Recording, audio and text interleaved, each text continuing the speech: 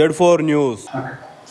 శ్రీరామ రామ రమేది రమే రామే మనోరమే సహస్రనామ తత్తుల్యం రామనామ వరాననే. ఈరోజు శ్రీరామనవమి సందర్భంగా శ్రీరాముని ఆశీస్సులతోటి మనమందరం కూడా సంతోషంగా వర్ధిల్లాలని, అందరికీ మంచి జరగాలని కోరుకుంటూ Z4 న్యూస్ మీ అందరికీ శ్రీరామనవమి శుభాకాంక్షలు తెలియజేస్తుంది. Welcome to Z4 news morning with వీదికే కార్యక్రమానికి స్వాగతం. నేను మీ వంశీకృష్ణ గౌడ్. ప్రతిరోజులాగే ఈరోజు కూడా తెలంగాణకు సంబంధించిన న్యూస్ పేపర్స్, వాటి హెడ్లైన్స్, వాటి అనాలిసిస్ని మీ ముందుంచే ప్రయత్నం చేద్దాం. మొదటగా ఈనాడు న్యూస్ పేపర్ చూస్తే, ఈనాడులో మొదలు రాములవారి పెళ్లికి రారండోయ్. భద్రాద్రిలో నేడు సీతారాముల కళ్యాణం, హాజరు కానున్న ముఖ్యమంత్రి, శనివారం వైభవంగా ఎదుర్కోవచ్చు. ఈరోజు దక్షిణ అయోధ్యగా పేరున్నటువంటి ప్రముఖమైన టెంపుల్, తెలంగాణకే మణిమకుటంగా ఉన్నటువంటి భద్రాచలం శ్రీరాములవారి పెళ్లి ఈరోజు. దానికి సంబంధించిన వార్త మనం చూస్తున్నాం. మొదటిసారిగా సీఎం రేవంత్ రెడ్డి గారు కుటుంబ సమేతంగా, సతీ సమేతంగా వెళ్ళి శ్రీరాముని కళ్యాణం, సీతారాముల కళ్యాణంలో పాల్గొని ఆశీర్వాదం పొందాలనుకుంటున్నారు. ఇది ఒక అద్భుతమైన కార్యక్రమం, అద్భుతమైన ఘట్టం. అయోధ్య అనేది శ్రీరామునికి ఎంత ముఖ్యమో దక్షిణ భారతదేశానికి సంబంధించి భద్రాచలం కూడా అంతే ప్రాముఖ్యత ఉన్నటువంటి గొప్ప వైభవంగా, అంటే దేశంలోకెల్లా ఎక్కడ కూడా జరగనటువంటి విధంగా కనుల పండుగగా జరుగుతున్నటువంటి సీతారాముల కళ్యాణం ఈరోజు జరుగుతుంది.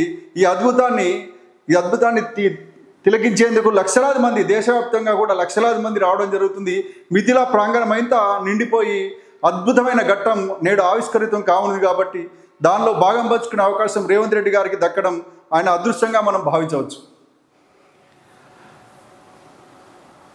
ఇంకొక ప్రధానమైన వార్త, ప్రగతి లేని ఆయిల్ పామ్ కంపెనీలపై వేటు, 4 సంస్థల ఒప్పందాల రద్దుకు ప్రభుత్వ నిర్ణయం, వాటి స్థానంలో ఆయిల్ ఫెడ్కి బాధ్యతలు.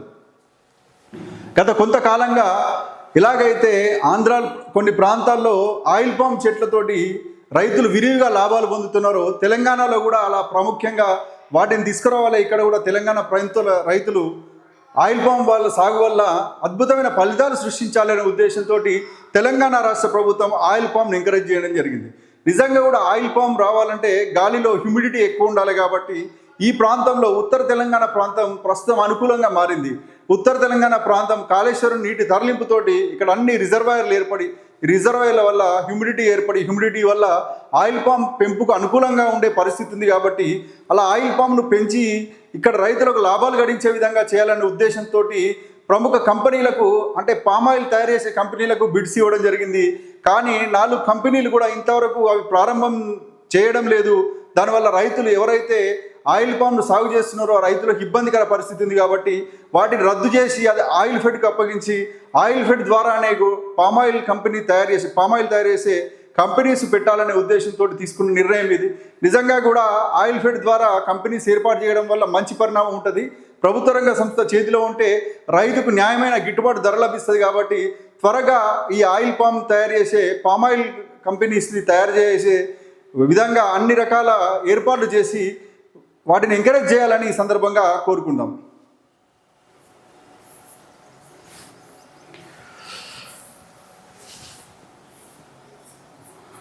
ఇది ఈనాడు. నెక్స్ట్ సాక్షి పేపర్ మనక గమనించినట్టయితే,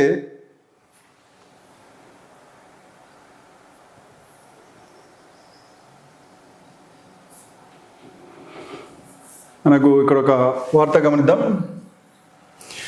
లోకాయుక్తగా జస్టిస్ రాజశేఖర్ రెడ్డి, హెచ్ఆర్సీ చైర్మన్గా జస్టిస్ షమీమ్ అఖ్తర్, సీఎం నేతృత్వంలో ఎంపిక కమిటీ భేటీలో నిర్ణయం, రాజ్భవన్కు చేరిన ప్రతిపాదనలు, 1-2 రోజుల్లో నియామక ఉత్తర్వులు, సమాచార కమిషనర్ల ఎంపిక వాయిదా.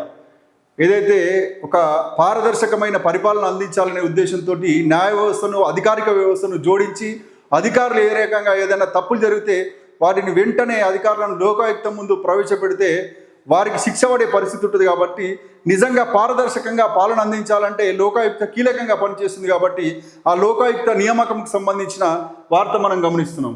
అలాగే మరొక వార్త, నెక్స్ట్ సీతాఫలం పసుపు జిఐ ట్యాగ్ రేస్లో బాలనగర్ సీతాఫలం, ఆర్మూరు పసుపు అధ్యయనానికి ఉద్యాన యూనివర్సిటీ ప్రత్యేక బృందం. మరో 20 రోజుల్లో దరఖాస్తు, జిఐ ట్యాగ్ లభిస్తే రైతులకు అధిక ఆదాయం. తెలంగాణ వ్యవసాయ ఉత్పత్తులు పోటీ పడుతున్నాయి. ఏ రకంగా అయితే జిఐ ట్యాగ్ భౌగోళిక గుర్తింపు లభించడం వల్ల దానికి సంబంధించిన దిగుబడికి దానికి సంబంధించిన విషయాలకు ఇక్కడ పంట అభివృద్ధి చెందే అవకాశం ఉంటుంది. కాబట్టి మన తెలంగాణ ప్రాంతానికి చెందిన బాలనరకు చెందిన సీతాఫలంకు జిఐ ట్యాగ్ లభించే అవకాశం ఉంది. అలాగే ప్రముఖ ప్రాంతం పసుపు పండించే ప్రాంతంలో తెలంగాణలో ఆర్మూరు, అక్కడ పసుపు బోర్డు కూడా ఏర్పాటవుతుంది. కాబట్టి ఆర్మూరుకు సంబంధించిన పసుపు కూడా జిఐ ట్యాగ్ లభించడం వల్ల వాటి రైతులకు మేలు జరిగే అవకాశం ఉంది. ఇది ఈ వార్తకు సంబంధించిన అంశం.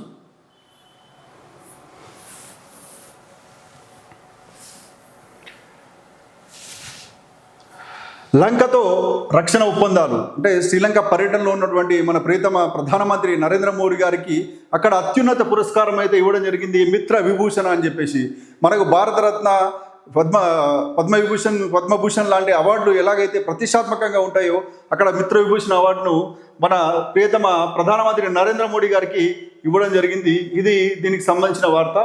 అలాగే రక్షణకు సంబంధించి కూడా మనకు అనుకూలంగా అంటే మనకు దగ్గరలో ఉన్నటువంటి దేశం శ్రీలంక మనకు మిత్ర దేశంగానే ఉంటుంది. కానీ చైనా ప్రోద్బలంతో అక్కడ కొన్ని రాజ్య వ్యతిరేక శక్తులు అక్కడ చేరి అక్కడ ప్రభుత్వాన్ని అస్తరించపరిచే అవకాశాలు ఉన్నాయి. కాబట్టి దానికి సంబంధించి ఎప్పటికైనా మనకు మిత్ర దేశంగా ఉండడం అనేది శ్రీలంకకు అనివార్యమైన పరిస్థితి. ఇప్పుడు గ్రహించిన శ్రీలంక ఇప్పుడు మన నరేంద్ర మోడీ గారితో చర్చల వల్ల 6 రక్షణ ఒప్పందాలు చేసుకోవడం జరుగుతుంది. అదొక శుభ సూచకంగా మనం చెప్పుకోవచ్చు.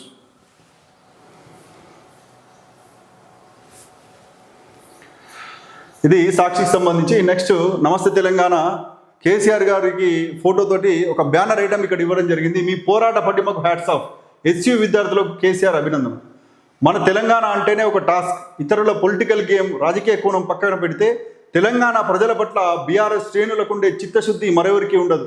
15 ఏళ్ళు రాష్ట్రం కోసం కొట్లాడిన బిడ్డలుగా, 10 ఏళ్ల పాటు రాష్ట్ర ప్రగతి కోసం తల్లాడిన బిడ్డలుగా ప్రజల సంక్షేమం పట్ల మనకే కడుపు నొప్పి ఉంటుంది. నిత్యం ప్రజల మధ్య ఉంటూ వారి సమస్యల పరిష్కారానికి కృషి చేయండి అని చెప్పేసి ఈ వార్త యొక్క సారాంశం. కేసీఆర్ గారు ఎలాగైతే ప్రతిరోజు కూడా ఉమ్మడి జిల్లాలకు సంబంధించిన నాయకులతోటి సమావేశం ఏర్పాటు చేయడం జరుగుతుంది. బీఆర్ఎస్ పార్టీ ఆవిర్భవించి 25 ఏళ్ళు గడిచిన సందర్భంగా రజతోత్సవ సభ అట్టహాసంగా ఏర్పాటు చేయడం జరుగుతుంది వరంగల్లో. కాబట్టి దానికి సంబంధించి ప్రతిరోజు ఒక ఆసక్తికరమైన వ్యాఖ్యలు చేయడం జరుగుతుంది. నిన్నటి రోజున ఎస్యు విద్యార్థులు పోరాట పటిమను ఆయన మెచ్చుకుంటూ పోరాటం ద్వారా ఎస్యు కుట్రలను తిప్పికొట్టి కాపాడుకోవడం జరుగుతుందని చెప్పేసి ఈ సందర్భంగా చెప్పడమే కాదు, అలాగే బీఆర్ఎస్ శ్రేణులకు కూడా ఒక పిలుపునివ్వడం జరుగుతుంది. బీఆర్ఎస్ వల్లనే తెలంగాణ అభివృద్ధి జరిగింది. 10 ఏళ్ళు తెలంగాణ సాధించిందన్న అప్పటి టీఆర్ఎస్ ఇప్పుడు బీఆర్ఎస్ఏ కావచ్చు. 10 ఏళ్ళు తెలంగాణను ప్రగతి పదంలో ఉంచిందన్న అది బీఆర్ఎస్ఏ కావచ్చు. కాబట్టి ఎటువంటి తెలంగాణ సమస్యనైనా ముందుండి పోరాడి దాని పరిష్కారం దిశగా ఉండే బాధ్యత బీఆర్ఎస్ శ్రేణులకు ఉందని చెప్పేసి కేసీఆర్ గారు చెప్పడం జరిగింది.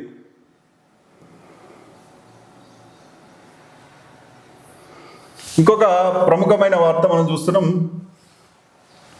వాట్సాప్ గ్రూపుల్లోకి పోలీసులు, గ్రామాల నుంచి నగరాల్లోని వార్డుల దాకా ప్రజలు ఏమనుకుంటున్నారో తెలియాలి, ప్రభుత్వం ఆదేశం.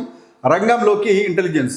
నిజంగా కూడా ఇంటెలిజెన్స్ వ్యవస్థ ఒకప్పుడు ఒకరికొకరికి చేరాలంటే చాలా కష్టంగా ఉండేది. ఇంటెలిజెన్స్ సోర్స్ కూడా వారు కొంతమంది ఏజెంట్ల ద్వారానో ఇన్ఫార్మర్ల ద్వారానో తెలుసుకునే పరిస్థితి ఉంటుండే.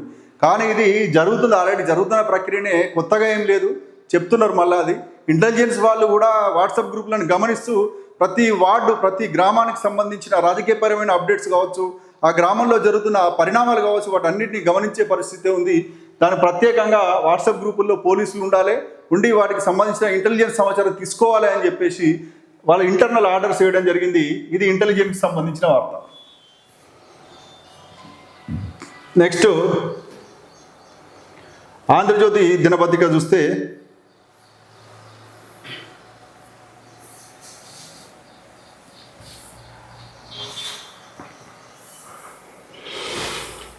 ఆధునిక రామసేతు అనే ఒక వార్త మనం గమనిస్తున్నాం. ఇంజనీరింగ్ అద్భుతం పంబాన్ రైలు బ్రిడ్జి, మండపం రామేశ్వరం మధ్య సరికొత్త వారధి నేడు ప్రారంభించిన ప్రధాని మోడీ. 2.07 కిలోమీటర్ల పొడవు, 535 కోట్ల వ్యయం, తొలి వర్టికల్ లిఫ్ట్ సీ బ్రిడ్జిగా ఖ్యాతి. శ్రీలంక పర్యటనలో ప్రధాని, చారిత్రాత్మక రక్షణ ఒప్పందం, మోడీకి మిత్ర విభూషణ్ అవార్డు. ఇది ఈ వార్తకు సంబంధించిన అంశం. మనం చూస్తే పంబాన్ బ్రిడ్జ్ ఏదైతే ఉందో ఇది వెనకాల ఉన్నటువంటి బ్రిడ్జ్, ఇది ఓల్డ్ బ్రిడ్జ్. ఇది బ్రిటిష్ కాలంలో ఏర్పాటు చేసిన బ్రిడ్జ్. వెనకాల ఉన్నది అది ఎలాగైతే కింది నుంచి ఓడలు వెళ్ళినప్పుడు పైనుంచి రైలు వెళ్తుంటుంది. ఎప్పుడైతే ఓడలు ప్రవేశించాలి దాని నుంచి అన్నప్పుడు ఆ బ్రిడ్జ్ మొత్తం పైకి లేచి ఆ ఓడలకు దారిచ్చి మళ్ళీ క్లోజ్ అయ్యే పరిస్థితి ఉంటుండే. ఇది వెనకాల ఉన్న పాత బ్రిడ్జ్. అంటే నిజంగా మనం రామేశ్వరం అని అంటే భారతదేశ ద్వీపకల్పానికి దూరంగా ఉన్నటువంటి ఒక చిన్న ద్వీపం. రామేశ్వర జ్యోతిర్లింగంతో పాటు మన మాజీ రాష్ట్రపతి అబ్దుల్ కలాం జన్మించినటువంటి గొప్ప ప్రాముఖ్యత కేంద్రంగా ఉన్నటువంటి రామేశ్వరం, దానికి సంబంధించిన కనెక్టివిటీకి సంబంధించి రోడ్ బ్రిడ్జ్ రైల్వే బ్రిడ్జ్ ఉండడం జరుగుతుంది. ఈ బ్రిడ్జ్ పాతదైపోయింది బ్రిటిష్ కాలంలో, కాబట్టి నెక్స్ట్ కొత్త బ్రిడ్జ్ని ఈరోజు మోడీ గారు ప్రారంభం చేయనున్నారు. ఈ బ్రిడ్జ్ మొత్తం లిఫ్ట్ లాగా కింద నుంచి పైకి వెళ్ళి మళ్ళీ పై నుంచి కిందికి రావడం జరుగుతుంది. ఇది ఒక ఇంజనీరింగ్ అద్భుతం, మోడ్రన్ రామసేతుగా దీన్ని చెప్పవచ్చు. ఇది ఈరోజు ప్రధాని మోడీ గారి చేతుల మీద అట్టహాసంగా ప్రారంభం కానుంది. ఇది ఈ వార్త యొక్క సారాంశం.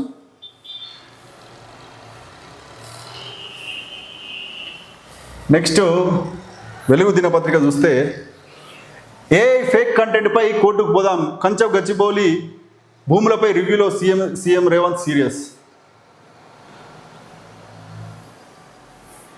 ఏదైతే బీఆర్ఎస్ పార్టీ ఫేక్ ప్రచారాలు చేస్తూ ఫేక్ వీడియోలు ఏఐతో క్రియేట్ చేసిన వీడియోలతోటి ఎస్యూ విద్యార్థుల పోరాటాన్ని ఫేక్గా చేసి జనాల్లో తప్పుడు సమాచారం ఇచ్చిరని చెప్పేసి రేవంత్ రెడ్డి గారు చెప్తున్నారు. అది నిజంగా కూడా ఒరిజినల్ ఉంది, ఫేక్ కూడా ఉంటుంది. సమాచారం మనకు వచ్చేదంతా కూడా పూర్తి ఒరిజినల్ సమాచారం అనుకోవడానికి లేదు. కానీ ఇక్కడ వాస్తవ పరిస్థితులు తెలియాలంటే అక్కడ 5,000 మంది విద్యార్థులను ఎవరిని అడిగినా చెప్తారు. అక్కడ నెమళ్ళు ఉన్నాయా, జింకలు ఉన్నాయని. నిన్న కూడా కుక్కల దాడిలో ఒక జింక మృతి చెందడం జరిగింది. కాసేపు వీడియోలు ఫేక్ అనుకుందాం, కానీ అక్కడ వాస్తవ పరిస్థితులు, అక్కడ చెట్లు ఉన్నాయి, అక్కడ వివిధ జీవరాశులు ఉన్నాయి, అక్కడ జింకలు ఉన్నాయి, అక్కడ నెమళ్ళు ఉన్నాయి అనేది సాక్ష్యం.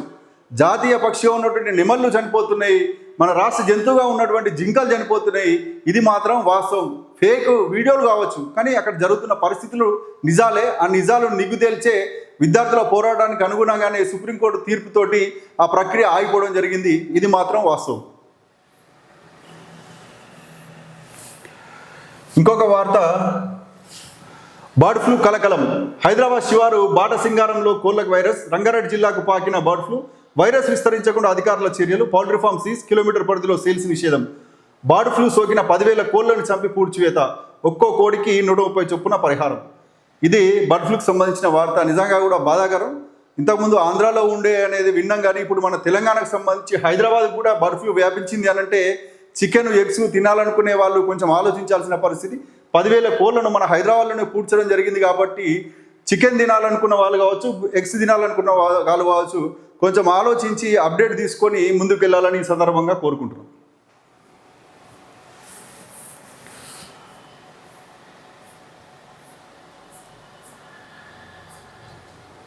ఇది ముఖ్యంగా అన్ని దినపత్రికలు అంటే తెలంగాణకు సంబంధించిన ప్రముఖ న్యూస్ పేపర్కి సంబంధించిన అనాలిసిస్ను మనం ఈరోజు చూసినాం.